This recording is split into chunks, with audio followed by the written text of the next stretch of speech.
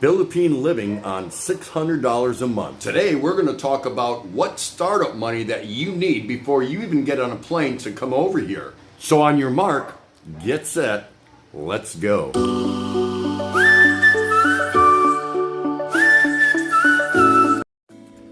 So the first thing that we want to talk about is what you should have secured in a bank before you get on a plane and come over here.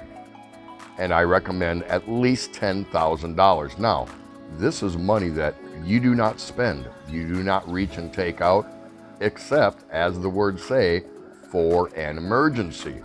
An emergency does not constitute you are out of beer money. You would want this money for reasons that you have to get out of the Philippines quickly.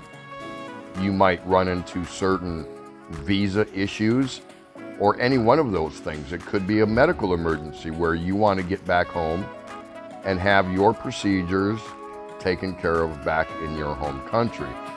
This is a must.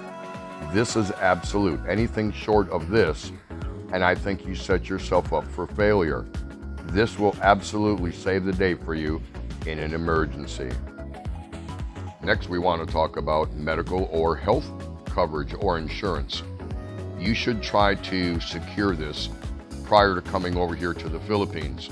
There are health plans here available in the Philippines, but check to make sure that if the opportunity exists, that you can already have this taken care of before you get on a plane and decide to come here and live in the Philippines.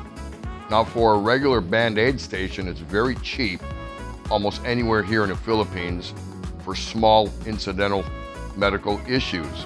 But if it's something major, your choice, if you do not have an already established medical or health insurance coverage, that you may have to get on a plane and go back to your country, or you will have to put out some money to get serviced here whenever you do come up against and experience some sort of medical condition.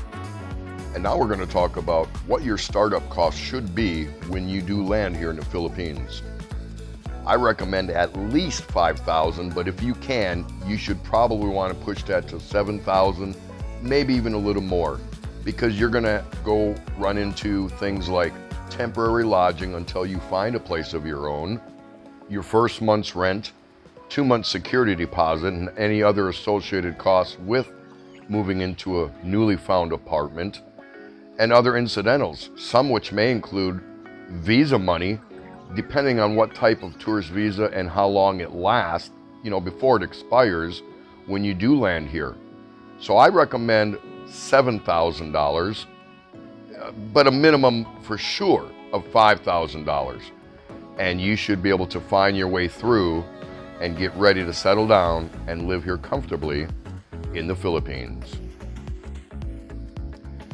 So really what it comes down to is, in order to live over here on a $600 a month residual income, whether it's from a pension or whatever, the more money that you start out with, the better off you're going to be.